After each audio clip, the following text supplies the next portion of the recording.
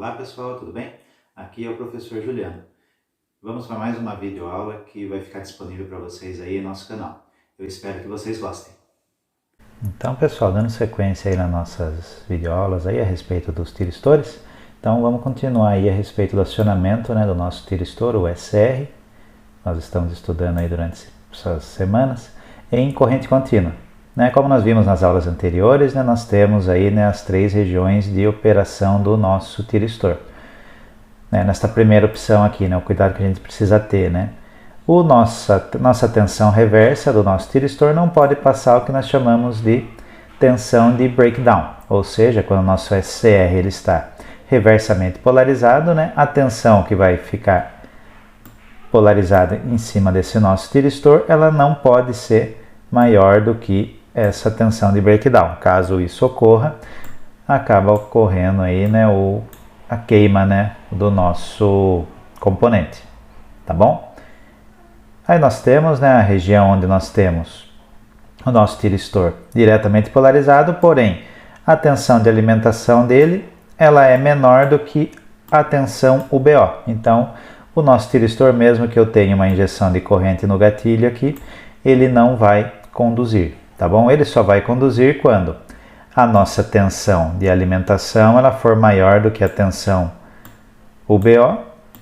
E daí sim, quando eu injetar uma tensão no gatilho aqui, ele vai, uma corrente no gatilho na verdade, ele vai começar a conduzir nesse sentido, tá? Aí outro ponto importante que nós falamos na aula anterior, é o motivo, do nosso tiristor em corrente contínua, ele continuar acionado, mesmo sem a corrente no gatilho, que é isso que ocorre quando a gente trabalha com o gatilho e com a alimentação do nosso tiristor em SCR, que é isso que no nosso SCR em acionamento em corrente contínua, que é isso que a gente está verificando agora, tá certo?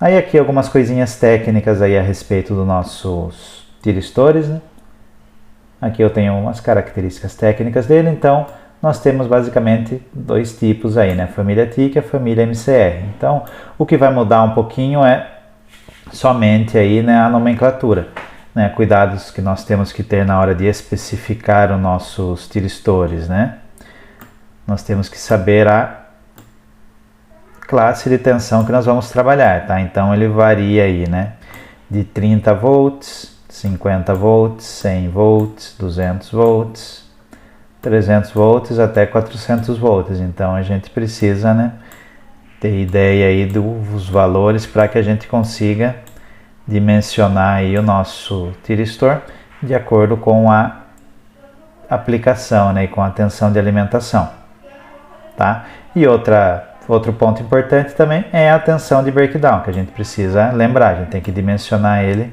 para a máxima tensão reversa também, tá bom? Aí aqui nós temos aí, eu deixei um exemplo para vocês aí do encapsulamento de um SCR.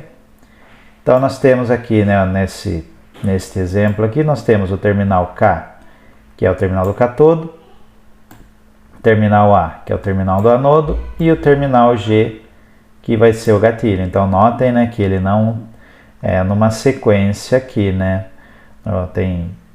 Tem alguns componentes que eles, principalmente os transistores, eles já têm a sequência, por exemplo, a base às vezes pode ser que ela fique no meio do nosso semicondutor, no nosso tiristor, no transistor. Aqui não, aqui ele acaba sendo nos cantos aqui, o gatilho, por exemplo. Então precisa sempre olhar, o datasheet para que não tenha problema aí na hora de fazer a montagem, tá? E aqui, hoje nós vamos mostrar aí para vocês, na nossa parte prática, o disparo, do nosso tiristor em corrente contínua com uma carga de corrente contínua. Então nós vamos montar um circuito desta forma aqui, onde nós vamos ter uma fonte de alimentação. Nós podemos ter um LED, para a gente mostrar o exemplo aí, ou uma lâmpada, que acione numa tensão de 12 volts também. E nós vamos ter aqui, dois botões. Um botão que nós vamos chamar de Push Button 2 e um outro botão que nós vamos chamar de Push Button 3, tá? Qual que é a ideia desse nosso circuito? Quando nós acionarmos o Push Button 2, através do divisor de tensão aqui, né? Eu vou enviar corrente no gatilho do meu tiristor.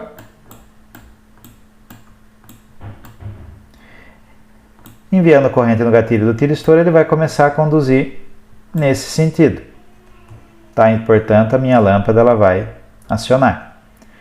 Né? Daí as formas de eu desligar isso daí. Né? A primeira forma que eu vou mostrar para vocês é nós equipararmos, né, os potenciais positivos e negativos com o mesmo potencial. Ou seja, vamos conectar aqui, gerar um pulso em paralelo do aterramento no nosso terminal positivo aqui do nosso tiristor, e quando eu acionar, a lâmpada vai continuar acesa. Porém, quando eu soltar, né, como ele é um push button, ele vai retornar na condição de aberto e ele vai desligar, né? Então, o que eu espero quando eu desacionar esse push button 3, que a minha lâmpada apague.